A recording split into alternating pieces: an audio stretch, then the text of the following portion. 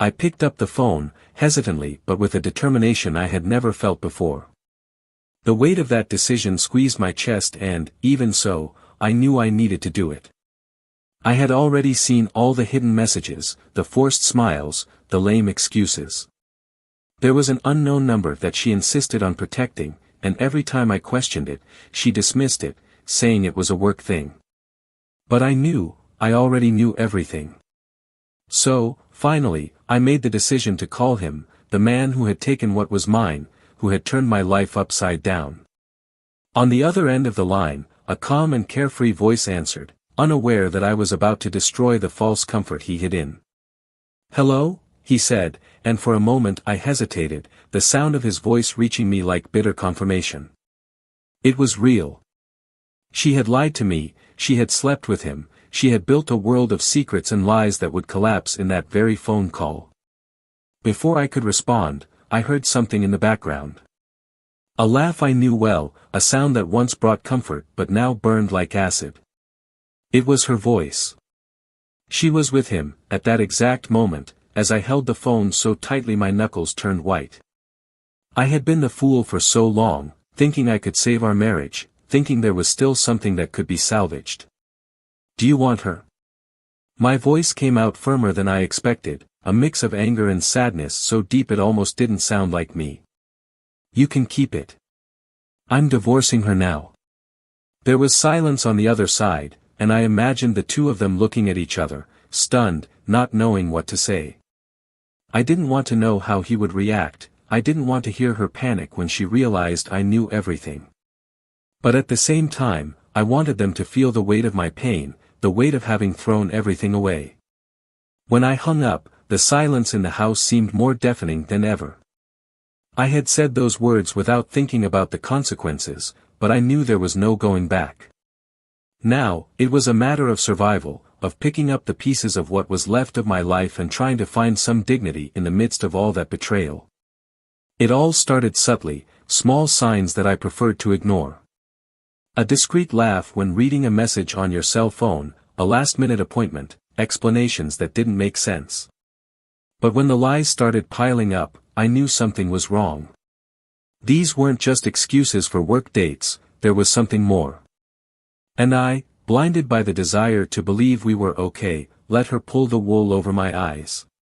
For a while, it even worked.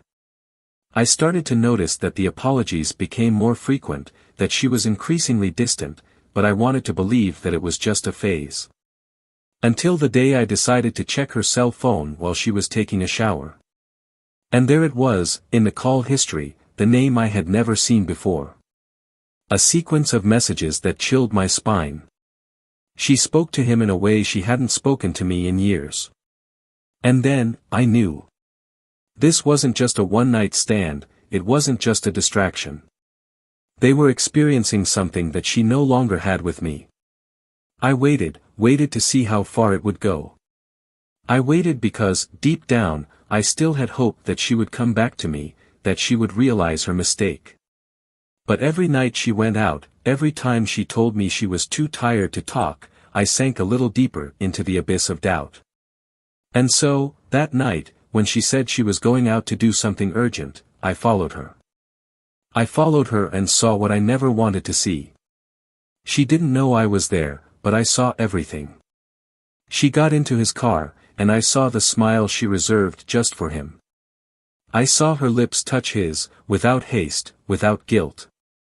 I stayed there, hidden in the shadows, until they left. I returned home with my head full of images that I couldn't erase, with my heart broken in a way I never imagined was possible. When she came back that night, I pretended to be asleep. She lay down next to me as if nothing had happened, and I hated how easily she lied. I hated the fact that she had become a stranger, that sweet smile that won me over was now turned toward another man. I spent the next week watching her every move, waiting for some reaction, waiting for her to confess. But she didn't. She was too good at lying, at hiding the truth behind a veil of normality. Until, finally, I decided to act. I called him.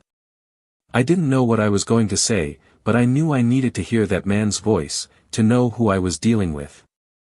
And the cruel irony of fate is that when he answered, she was there. Laughing. Without knowing that I was on the other end of the line, listening to everything.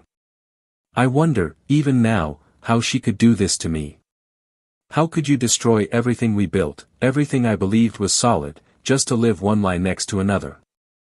Did she think about me while she was with him? Did you, at some point, feel guilty about everything you were doing? Or did he simply get lost in a fantasy that he didn't have the courage to end? I don't know. Maybe I'll never know. But at that moment, I only wanted one thing, for them to feel the impact of my words, for them to know that there was no going back. But what I didn't expect was his reaction. I didn't know you knew, he stuttered. And then something in his voice changed, a hesitation that I didn't immediately understand. Listen, I think that was a mistake. An error. Anger bubbled up inside me. How could anyone call it mistake after all? He tried to explain himself, said he never wanted it to go that far, that he didn't want to hurt anyone. And at that moment, it hit me. He was scared. Fear that I would destroy the illusion he had created for himself, that I would bring to light a reality he didn't want to face. You can have it, I said, and I felt the bitter taste of those words. I'm divorcing her now. But the silence that came after was the most revealing of all. Because, for the first time, I realized that maybe he didn't want her as much as she wanted him. Maybe she had bet all her chips on a relationship that wasn't as safe as she thought.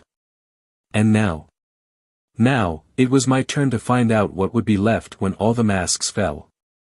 And what I saw after that connection, what I discovered in the weeks that followed, changed everything. Welcome to our channel. Here, we do not support any type of betrayal. The stories you will hear are fictional, but they show in a raw and realistic way how betrayal can destroy lives, loves, and trust. Each narrative is a powerful warning about the devastating consequences of poor choices. Get ready for a shocking story, full of twists and intense emotions. Happy listening. James and Emily have always been seen as the perfect couple.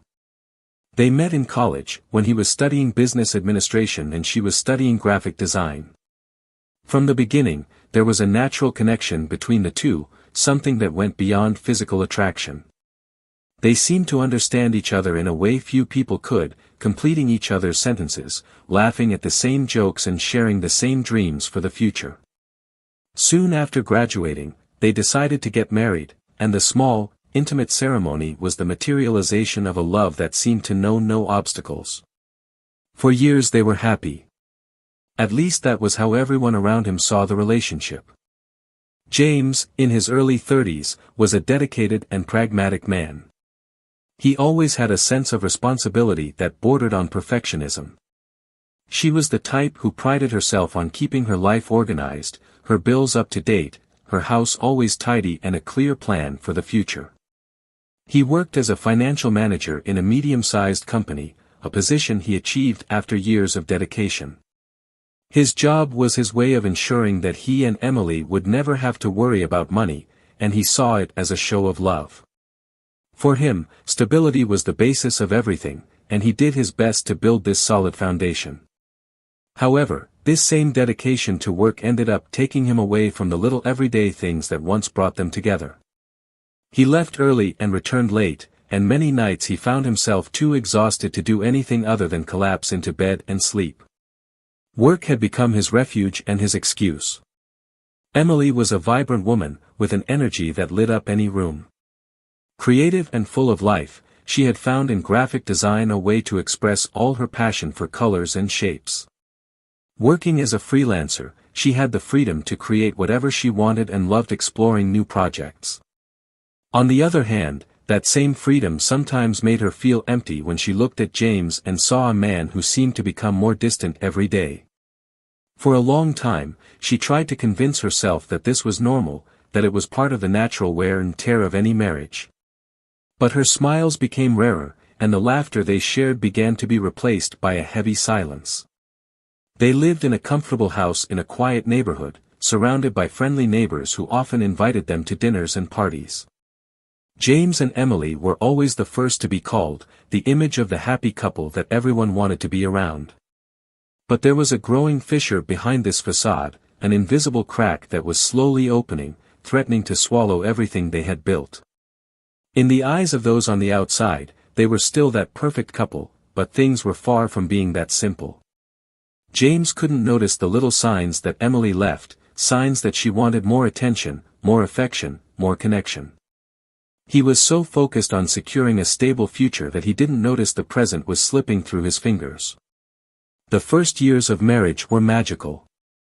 They traveled together, tried new restaurants and made plans for the future, plans that seemed so easy to achieve back then.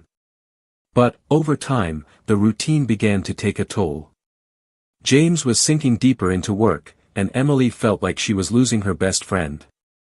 She was trying to make up for the emptiness with new hobbies and projects, but nothing filled the lack she felt. Her close friends noticed that she was more reserved, that her usual enthusiasm had disappeared, but she always made a quick excuse, a forced smile, and changed the subject. One night, after another long and tiring day, James came home and found Emily sitting in the living room, looking at the TV without really paying attention to what was going on.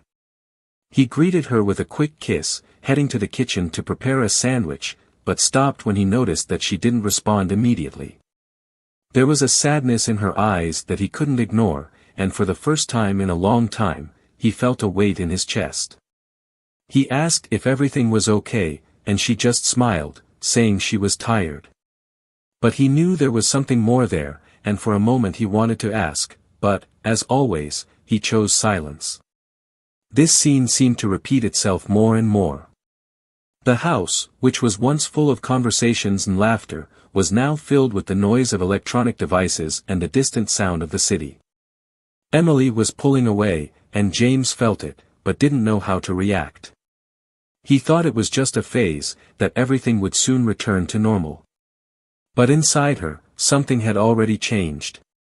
She didn't just want security, she wanted someone who made her feel alive, someone who made her smile for no reason, who cared to know how her day was. And try as she might, she couldn't find that in James anymore. Emily started spending more time outside, saying she needed time to herself, to breathe and find inspiration for her projects. Sometimes I would spend hours walking around the city, visiting new cafes, observing the people around me, trying to feel part of something bigger. Other times, she would go to a small art gallery, where she would get lost among the colors and shapes of the paintings, trying to find a meaning that seemed to be disappearing. James didn't notice these escapades, thinking it was just a way for Emily to relax and stay creative. When James noticed that something was changing, he tried to compensate with specific gestures. He brought home flowers for no apparent reason, planned romantic dinners and even suggested a weekend trip to relive old times. Emily thanked her, accepted the flowers, went to the dinners and went on the trip, but nothing seemed to really touch her. Because, no matter how hard he tried, the truth is that those actions came too late. She felt alone and lost, even when she was next to him. Days turned into weeks, and weeks into months. James felt Emily pulling away, but he didn't know how to stop her, how to bring her back. He wondered if it was his fault, if there was something he could do differently. He thought about taking a leave of absence from work, about finding a way to spend more time with her, but there was always something that came up and prevented him from moving forward with those plans. And so, day after day, he let himself be carried away by the routine, hoping that things would resolve themselves. Emily, in turn, had already stopped waiting. She had found a new refuge, something that made her feel wanted, appreciated, alive. A secret he carried with him, something that gave him a new reason to leave the house, to spend hours outside, to smile in a way that James hadn't seen in a long time. And even though she knew it could destroy everything, she couldn't move away. Because, for her, that was the only thing that made her feel whole, even if it was just an illusion. James and Emily continued living their lives, sharing the same house, the same routine, but each trapped in a different world. He still believed that he could win back the woman he loved, that he could find a way to make her smile at him again the way she used to. But Emily was no longer sure she wanted to go back. And as the days dragged on, they increasingly found themselves like two strangers, unable to find their way back to each other. In the days that followed, James noticed a change in Emily's routine that he couldn't explain. She was more distracted, her mind always seemed to be somewhere else, and her outings became more frequent. He didn't want to be that husband who questioned his wife's every move, and the idea of being controlled by jealousy bothered him. But I couldn't ignore the feeling that something was wrong. He tried to justify it to himself, saying that she needed time, that maybe she was just going through a difficult phase. Still, some nights he would stay up late, waiting for her to return, feeling the heavy silence in the house. Emily, on the other hand, was trying to balance her double life. There were moments when she felt guilty. She looked at James and saw the man she had married, the one who had always treated her with so much affection. But then, there was the other side, a part of her that longed for something different, for an excitement that she could no longer find in her home life. There was someone who made her heart race, who made her feel wanted in a way she hadn't felt in a long time. And she didn't want to give that up, even though she knew she was playing with fire. One night, as Emily was getting ready to leave, James could no longer hold back his doubts. "Are you going out again? I thought we could have dinner together today," he said, trying to sound casual but failing. She hesitated for a moment, long enough for him to realize she was making an excuse. "I am sorry, my love. I arranged to meet a friend. But I promise we'll do it tomorrow," she said, smiling quickly before heading out the door. James stood in the hallway, watching the door close, a sense of loss spreading inside him. He remembered the flowers he had bought her, the dinner he had prepared in an attempt to recreate the simple moments they had shared in the beginning. But nothing seemed to work. It was as if he was trying to reach something that had already been lost. The silence that followed was almost deafening, and James, alone in the house, felt an emptiness he had never felt before. Doubt, which before was just a whisper, now screamed inside him. In the following days, he tried to return to normality. He tried to ignore the uncomfortable feeling that wouldn't leave him alone, focusing on work and day-to-day tasks. But Emily's absences only increased, and he noticed how she became more careful about hiding her cell phone, how she avoided talking about where she had been. She left the phone on silent, always facing down, and with each unexpected ring, her face seemed to close for a second before returning to her usual smile. James began to wonder if he was becoming paranoid, but his intuition told him something was deeply wrong. One day, while Emily was taking a shower, James saw a notification appear on her cell phone that was left on the couch. He tried to resist the urge to look, but his heart sped up. When he picked up the device and saw the unfamiliar name on the screen, the short and suggestive message, he felt the ground open beneath his feet. It didn't take more than a few seconds to understand what was happening. Every doubt, every sign he had ignored, it all made sense now. He put the phone back in its place, as if the simple act of touching the device could burn his hand. Later that night, as she slept next to him, James tossed and turned in bed, unable to close his eyes. He knew he needed to do something, but he didn't know where to start. Anger mixed with pain made his chest hurt, and he wondered how it all got there. Maybe if I had noticed sooner, if I had done something different, things wouldn't have gotten out of hand. But he knew this line of thinking was a trap. It wasn't his fault. He hadn't chosen to cheat, he hadn't chosen to lie. Over the next few days, James began to observe Emily more closely. He noticed every movement, every excuse she made to leave the house. He never thought he would one day be in this position, trying to find out where his wife was going, who she was with. It was as if he was watching his own life from the outside, as if the person he was had been replaced by a stranger. He knew he needed to be sure, that he couldn't act without knowing the full truth. Finally, one day, he decided to follow her. He felt foolish for doing this, like he was invading her privacy, but he knew there was no other way. That afternoon, he left work early, without telling her, and waited in the car until he saw her leave the house. She drove for a few minutes until she stopped at a cafe on the other side of town.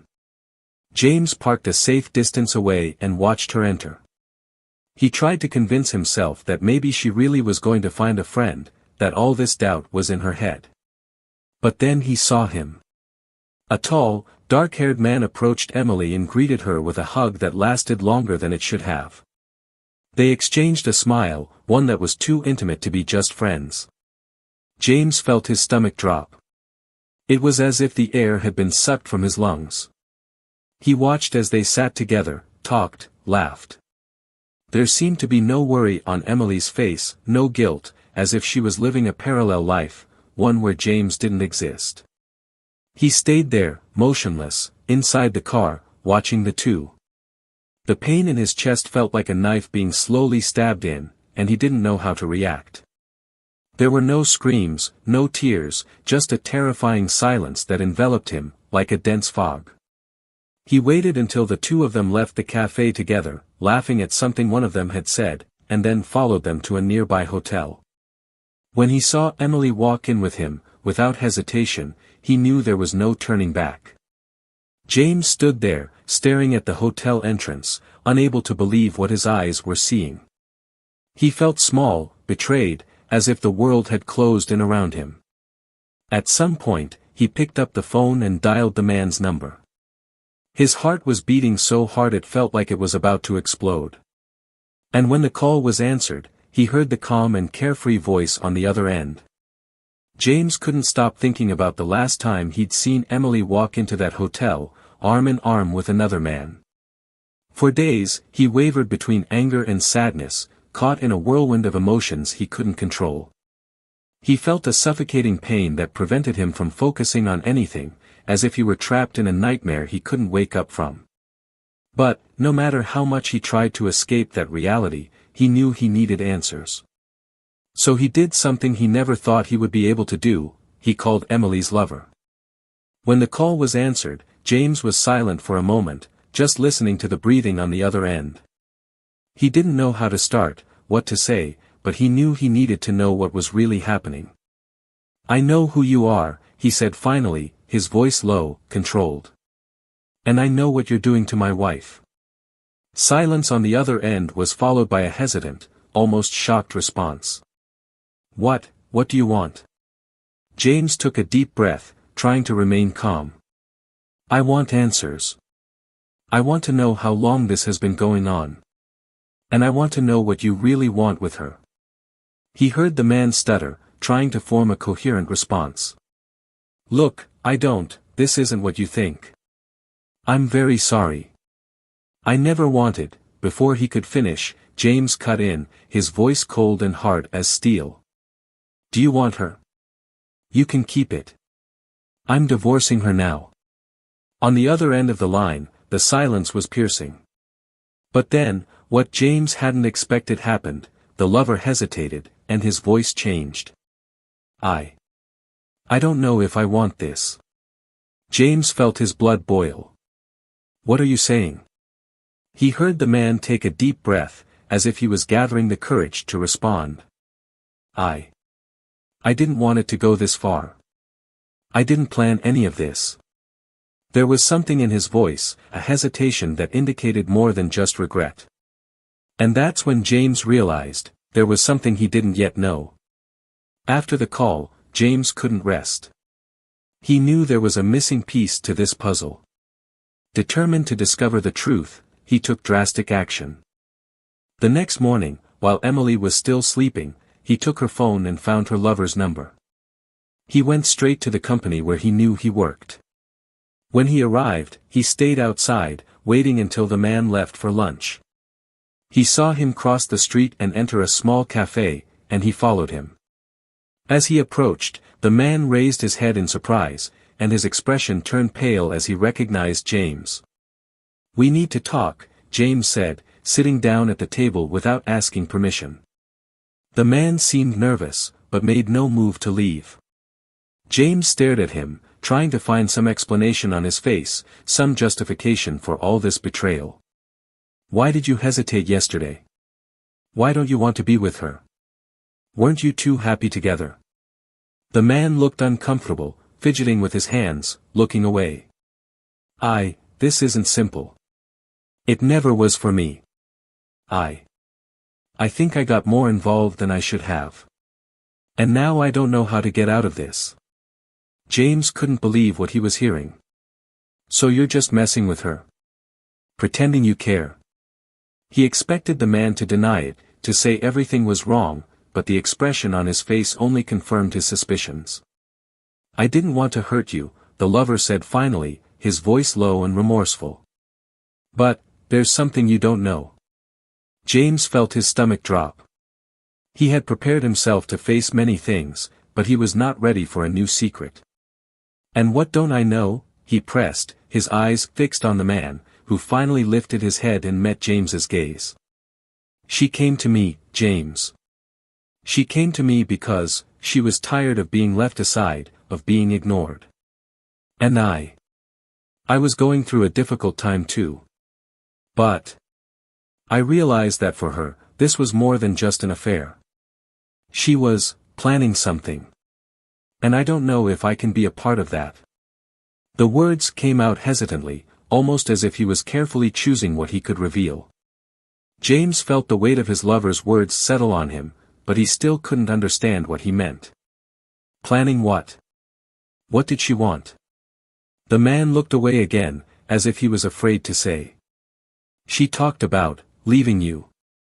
She said she was tired of everything, that she wanted a new life. I thought it was just a rant, but then I realized she was serious. She wanted to use our relationship to pressure him into accepting this. And if you didn't accept it, she wanted to ruin you.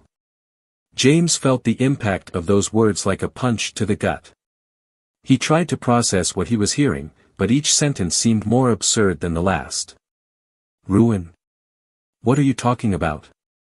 The man took a deep breath, finally looking at James. She knew you were about to be promoted, that your position in the company was important. She said if you found out about us, you would do anything to avoid a scandal, to keep your reputation intact. She wanted money. She wanted you to pay her to leave, and was using our case as a way to achieve that. James couldn't believe what he was hearing. That doesn't make sense, he said, his voice weak, as if the words were being sucked out of him. Why would she do that? We had a life together. I loved her. The lover sighed, his eyes filled with resigned sadness. I think deep down she loved you too. But she was lost. I can't justify what she did. And I don't know if I can continue to be a part of that. James fell silent, his lover's words echoing in his mind. Emily had used the case to try to blackmail him, to destroy everything he had worked to build, just to escape the life they had created together. There was an emptiness inside James that seemed to grow by the second. He realized that he no longer knew the woman he had married, that the person next to him had transformed into someone he didn't recognize. He stood up, feeling like he needed to get out of there, needed air. The lover called to him, his voice low and hesitant. James, I'm so sorry. I really feel it.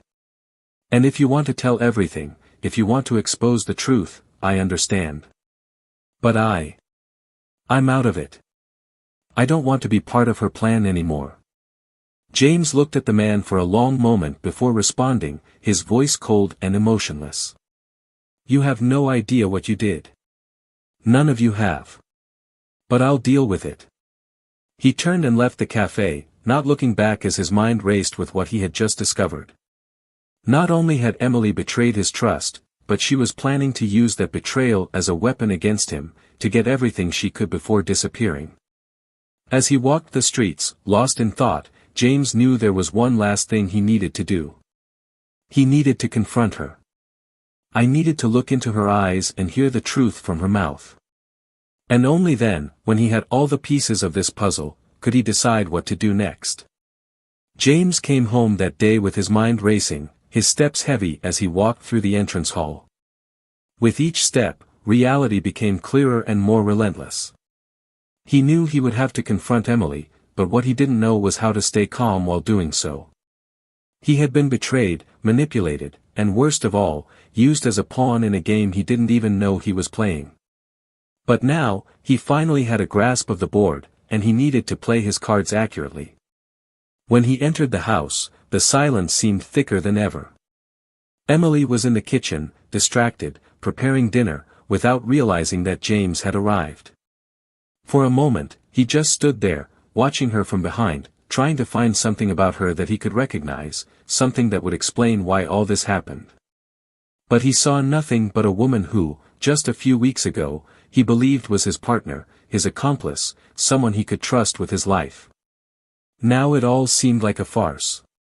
"Emily," he said, his voice low but firm. She turned around, surprised, and the smile she had when she saw him quickly faded when she noticed the expression on his face. There was something dark in his eyes, a weight she had never seen before. "We need to talk," James continued, without looking away. She hesitated, her hand still holding the spoon she used to stir something in the pan. "Of course, about what?" She tried to look casual, but the tension was evident. James crossed the kitchen, stopping a few meters from her, with an expression that mixed sadness and determination. "About you. About us. About him." The words came out like punches, each one hitting its target with precision. He saw her face change, shock and guilt mixing into an expression he had never seen before. But she didn't say anything. She stood there, still, as if she didn't know what to do. James moved a little closer, keeping his tone controlled but implacable. "I know about the case. I know about the lies, the excuses, everything. But what I want to know is why. Why did you do this, and why were you planning to destroy me in the process?"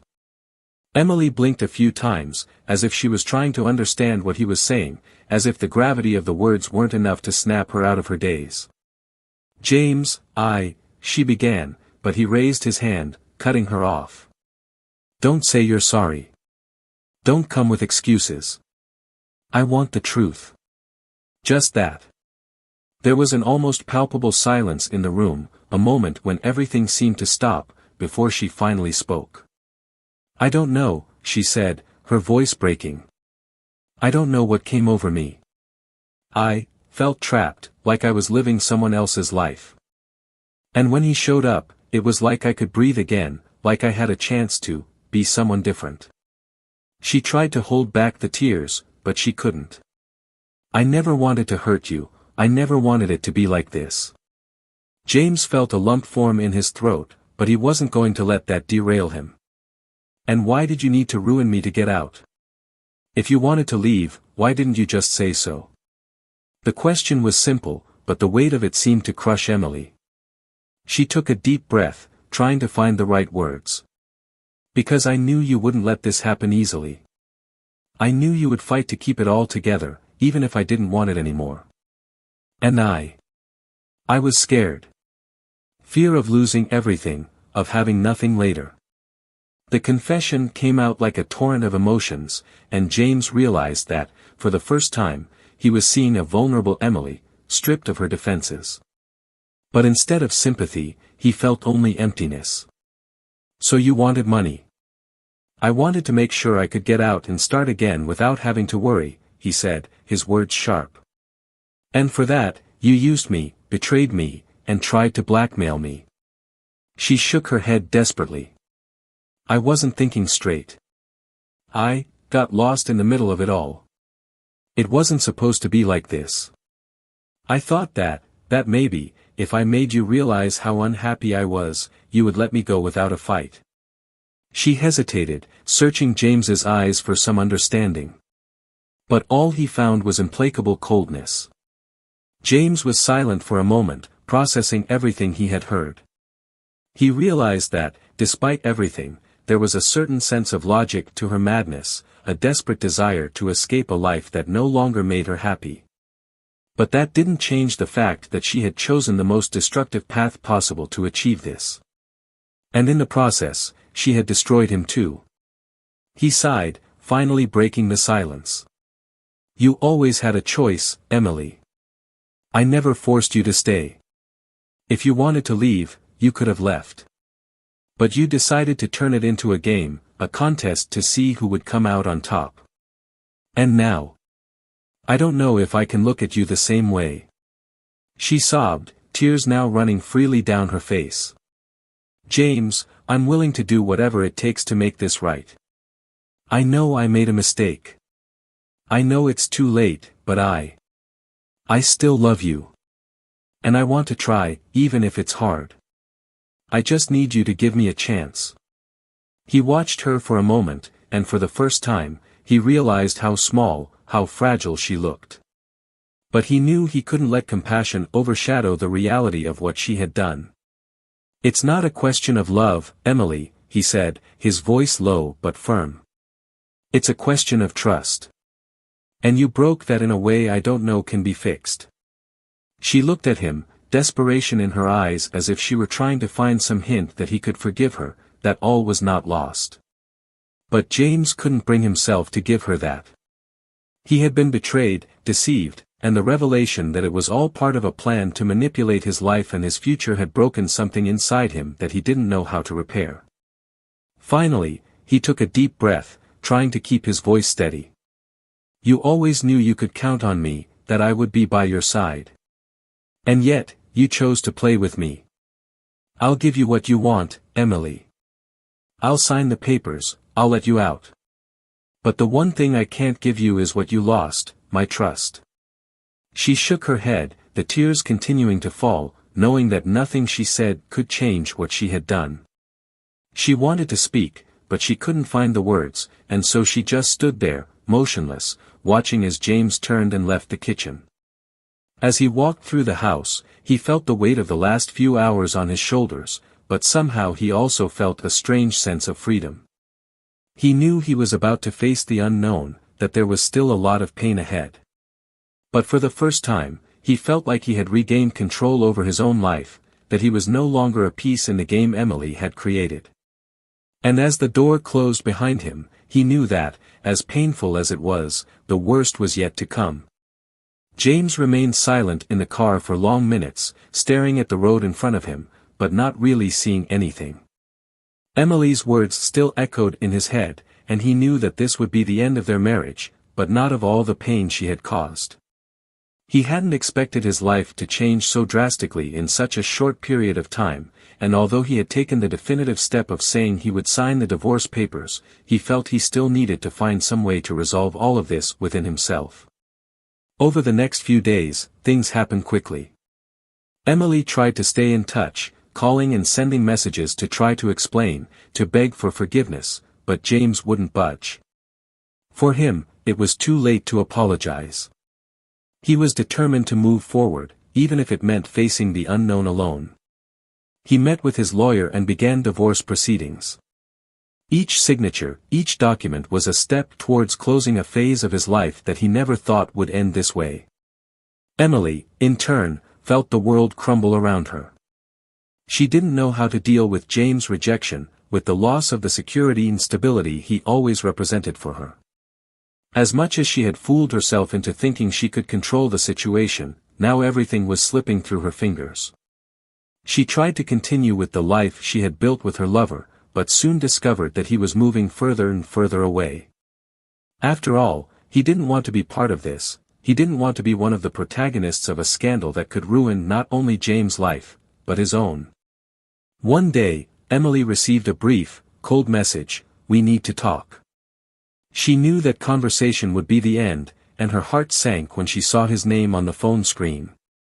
When they arrived at the cafe where they had met so many times, he didn't try to disguise his intention. "I'm out of it," he said bluntly. "I can no longer continue with you knowing that this will harm everyone around us.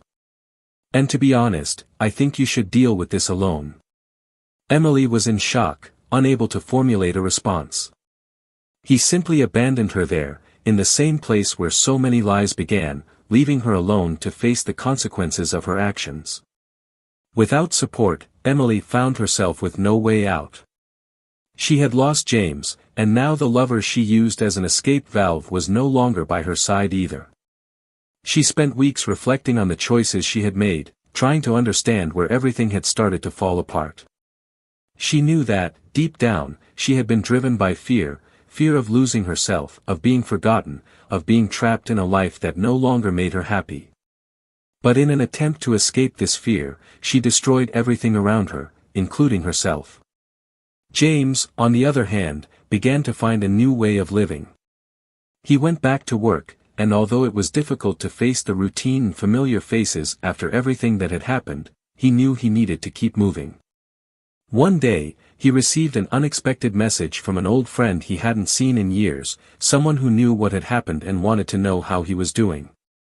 They arranged to go out for coffee and, for the first time in months, James felt comfortable to vent about everything that had happened. "I never thought I would go through this," he said, absent-mindedly stirring his coffee cup. "But you know, in a way, it freed me.